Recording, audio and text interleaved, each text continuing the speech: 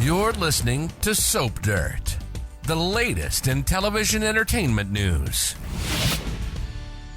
Hey there, Young and Restless fans. It is Belinda from Soap Dirt, and I want to ask you guys, if you are seeing what I'm seeing, if you think that Adam Newman has turned into a full-on Sally Spectra stalker at this point and needs to stop and take a seat. So on Y&R this week, Adam sat down with Sally and he said a little too much. He said a lot too much, honestly. And this is coming from somebody right here who is an Adam and Sally shipper. I love them together, but even when I was watching this, I was like, oh, hang on, maybe stop talking because it's getting a little creepy. So I want to talk just about a few signs that Adam has gone beyond devoted and is bordering on turning into an obsessed ex who needs to stop before he goes too far. This is what I want to talk about. Let's dig in. But if you haven't already, please reach down, click subscribe so you don't miss any of our Y&R updates. So starting with this, on the Monday episode of Young and Restless, Sally was working at the GCAC, sitting there minding her business when Adam plops down at her table and he brings up the kiss from last week. That's the kiss that Sally didn't ask for, and she didn't shove him away. She didn't slap him, but she also didn't encourage it. She didn't deepen it. And I think she definitely regrets it from what I'm seeing and from what she's saying. But for Adam, it just kind of heated up that fire that he has for her. Last week, after he kissed her, he apologized, but I don't think for 1 second that Adam Newman has a single regret about planting his lips on his big brother Nick Newman's girlfriend. When Adam sat down with Sally on Monday, he brought up the kiss immediately, and she reminds him, okay, that's supposed to be a dead issue. We're not supposed to be talking about this. But he's not sorry. And then she warned him, don't make anything of this. She, at the time that she asked him to have a meal with her, she was trying to be nice. She was wanting him to get some food to soak up some of the booze that he was hitting that night. And then she told him on Monday, don't tell me more about why we should be together. Then he just kept talking about how he thinks she was reminded by the kiss and their evening of how good they were together. She cuts him off and she's like, don't tell me how I feel. Sally warned him to just stop talking like this, and he didn't. He just kept pressing. And then he said he thinks she's sticking with Nick because he's safe and not as messy as Adam is. And then Sally tells him again, you're hearing things I'm not saying and you're seeing things that aren't there. Sally called it wishful thinking. And then he brought up the baby that died, baby Ava, and he talked about them reuniting and how he can't wait to hear her say she loves him again. And of course, that baby loss that happened to both of them, that was devastating. But now I'm starting to feel a little bit like he's leveraging that loss to get closer to her. And I didn't like that. I didn't like it at all. And I love me some Adam Newman. I just want to say that again. I love Adam. I love Sally. I hope they wind up together, but I don't like what's happening right now. Adam then says he didn't want to pressure her. And then he kept on pressuring her after she asked him to stop. That was Monday. And then on Tuesday's Young and the Restless, you're going to see that Nick Newman is back in town. But before he knocked on Sally's door at the GCAC, to be fair, she was thinking about that kiss that she shared with Adam. So she was thinking about it. But then Nick is there and she was thrilled to see him. And of course, within 30 seconds, they hit the sheets. And then he had to go deal with some Victoria drama. But while they were, in their post-coital haze, their little pillow talk thing, Nick was asking her about whether Adam behaved while he was away. And Sally told Nick a lie of omission.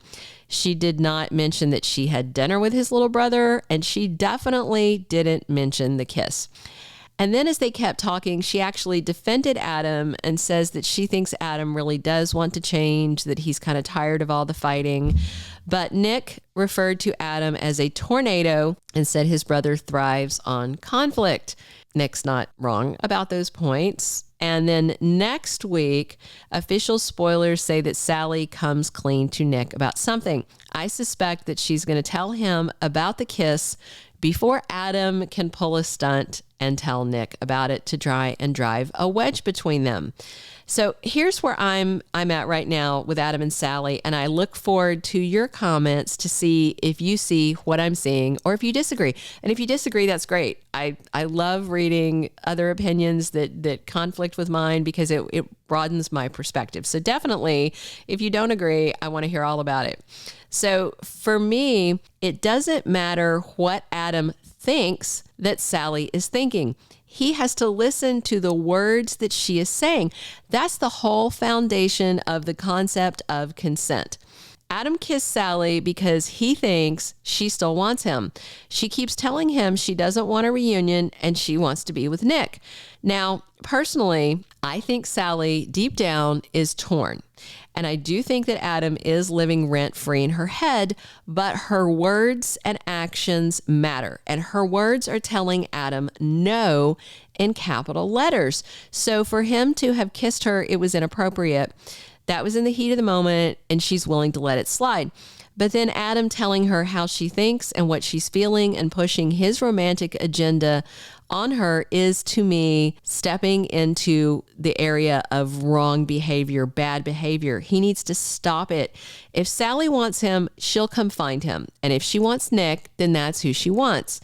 Again, I love me some Adam, but I do not like how Josh Griffith is writing this storyline. As a reminder, do not expect Y&R to change much with the writers' strike coming to an end, which it looks like it's done. They're not quite back to work yet, but soon, as long as nothing crops up in the last second. So the same head writer, Josh Griffith, has been writing the whole time. He didn't join the strike. He crossed the picket line. So they've had complete continuity in the head writer's chair. Granted, he didn't have any support writers working with him, helping him, but still, this is all his mess. Everything that's happening on Y&R right now is his mess, and it continues to be his mess, and it was his mess before the strike, during the strike, after the strike. And I feel like Josh Griffith is writing Adam really creepy lately.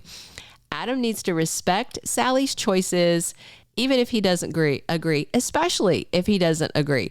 And I suspect because he's not respecting her boundaries, that's one of several reasons that Sally probably tells Nick next week that she felt sorry for Adam, had dinner with him, and then he kissed her. I expect that Sally will also ask Nick, don't go confront your brother, don't pummel him. Nick's going to do it anyway. You guys know, Nick puffs up, he peacocks, he gets, very aggressive when he doesn't like things going his way. I do not see Nick taking this lying down, especially when, as far as he knows, and as far as we can see, Sally didn't ask for any of this.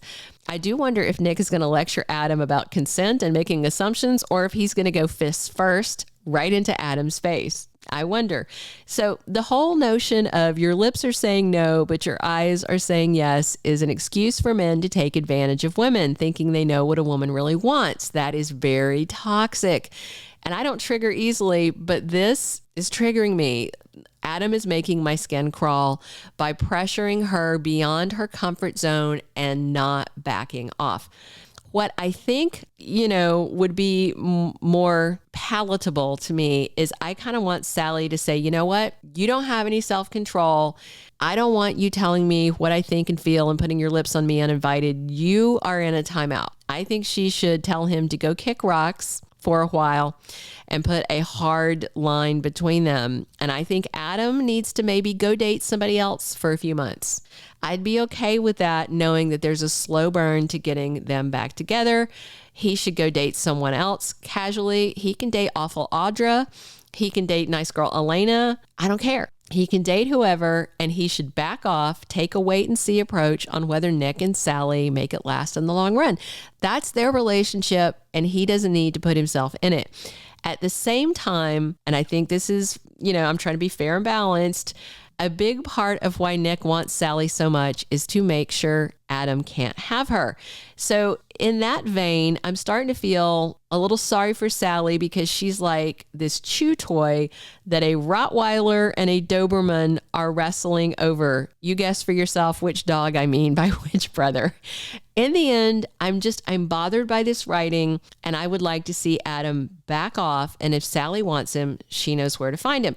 In the interest of being balanced, I will say Adam should get a little credit because Sally is sending some mixed signals. She showed up at his place with a plant, unpacked some boxes while he was gone, was decorating with his knickknacks, and ordered takeout for them. She knows he's desperate to be with her. So what she did that evening were not things she should be doing unless she wants him to keep pursuing her. I mean, they're exes, they're not friends. That's clear. So I do think her recent dinner invitation was more out of sympathy because she saw him upset and boozing at the bar, wanted to get some food in him to soak up the alcohol, and then it just went off the rails. Even if Adam is right, though, and Sally really does want him, he doesn't need to turn into a creepy stalker. He needs to wait for her to say the words, "I want to be with you. Please kiss me. I love you." He needs to wait on that. He needs to stop pushing her. That's my opinion, and I look forward to hearing yours. What do you guys think? Click subscribe if you haven't already. Click a like if you enjoyed this conversation, and comment on whether you see what I see and you think Adam is crossing lines like I do, or if you think Adam's still within bounds because Sally's sending mixed signals or because he's entitled to tell her what he feels. You know, do you think he's turned on into a full-on Sally stalker, or is he still in the safe zone? What do you think? Drop your comments below. Thank you so much for listening. This has been Belinda from Soap Dirt. Thank you for being a loyal listener. Follow us wherever you get your podcast, because you don't want to miss the next episode. Soap Dirt is on all the major podcast platforms, including Apple Podcast, Spotify, iHeartRadio, and more.